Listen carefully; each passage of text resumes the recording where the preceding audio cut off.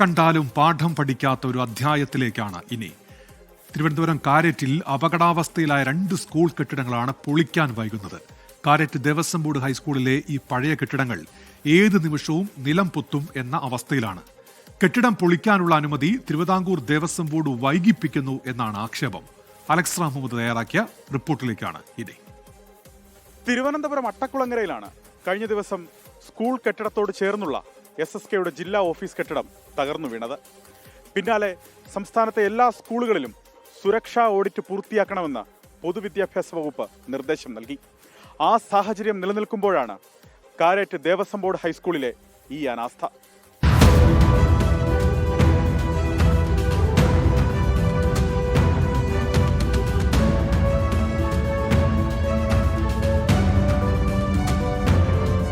Carrot Devaswom board ഹൈസ്കൂളിലെ പഴയ 2 കെട്ടിടങ്ങളാണ് അപകടാവസ്ഥയിലുള്ളത്.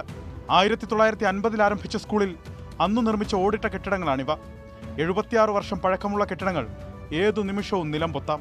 കെട്ടിടം പൊളിക്കാനുള്ള അനുമതി തിരുവിതാംകൂർ ദേവസ്വം ബോർഡ് വൈകിപ്പിക്കുന്നു എന്നാണ് നാട്ടുകാരുടെയും ജനപ്രതിനിധികളുടെയും ആക്ഷേപം. ഈ കെട്ടിടത്തിൻ്റെ ഫിറ്റ്നസ് പോയിട്ട് തന്നെ വളരെ വർഷങ്ങളായി. ദേവസ്വം ബോർഡ് ഇതുമായിട്ട് ബന്ധപ്പെട്ട് ഈ സ്കൂളിനടുത്ത് കൃത്യമായിട്ടുള്ളൊരു അവഗണനയാണ് നൽകിയിട്ടുള്ളത് ഇത്രയും നാളായിട്ടും. കാരണം ഈ കെട്ടിടങ്ങൾ ഏകദേശം ഇടിഞ്ഞു പൊളിഞ്ഞു വീഴാറായിട്ടുണ്ട്. ഇത് കുട്ടികളുടെ ദേഹത്തോട്ട് മറിഞ്ഞു വീണ് ഒരു വലിയൊരു ദുരന്തം ഉണ്ടാകുമ്പോൾ മാത്രമേ നമ്മുടെ അധികാരികൾ കണ്ണു തുറക്കുള്ളൂ എന്നുള്ളൊരു വസ്തുതയാണ് നിലവിലുള്ളത്. അധ്യയന വർഷാരംഭത്തിനു മുന്നേ മറ്റു കെട്ടിടങ്ങളിൽ പേരിനു മാത്രമുള്ള അറ്റകുറ്റപ്പണികൾ മാത്രമാണ് നടത്തിയത്. മഴക്കാലമായതിനാൽ മേൽക്കൂര ദ്രവിച്ചിരിക്കുന്ന ഓടുപാകിയ കെട്ടിടങ്ങൾക്ക് അപകട സാധ്യത കൂടുതലാണ്. കെട്ടിടം തകർന്നു വീണാൽ സമീപത്തെ മറ്റു കെട്ടിടങ്ങൾക്ക് കൂടി കേടുപാടുകൾ ഉണ്ടാകാൻ സാധ്യതയേറെ.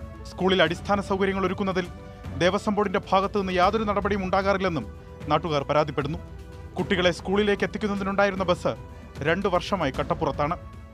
ഇവിടുത്തെ ബസ്സാണെങ്കിൽ 2-3 വർഷം കൊണ്ട് ഓട്ടം നിർത്തിയിരിക്കുകയാണ്. അവർ കട്ടപ്പുറത്താണ്. അത് എത്രയും പെട്ടെന്ന് ദേവസ്വം ബോർഡ് എന്തെങ്കിലും നടപടി സ്വീകരിക്കണമെന്ന് അപേക്ഷിച്ചിരിക്കുന്നു. കുട്ടികളെല്ലാം നടന്നാണ് വരുന്നത് ഈ പെരുമഴയത്തും. അതുകൊണ്ട് ഇതിന് എത്രയും പെട്ടെന്ന് ഒരു നടപടി സ്വീകരിച്ച് നമ്മുടെ സ്കൂളിനെ സംരക്ഷിക്കണമെന്ന് പറയുകയാണ്.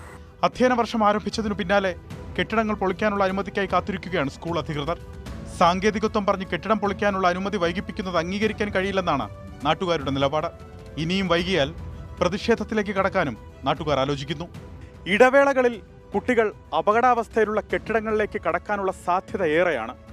ഈ കെട്ടിടങ്ങളെ വേർതിരിക്കുന്ന സുരക്ഷാ വേലികളും സ്ഥാപിച്ചിട്ടില്ല.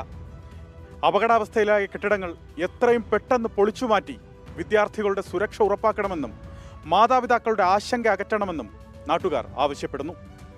തിരുവനന്തപുരത്ത് നിന്നും അലക്സ് മുഹമ്മദ്, 24.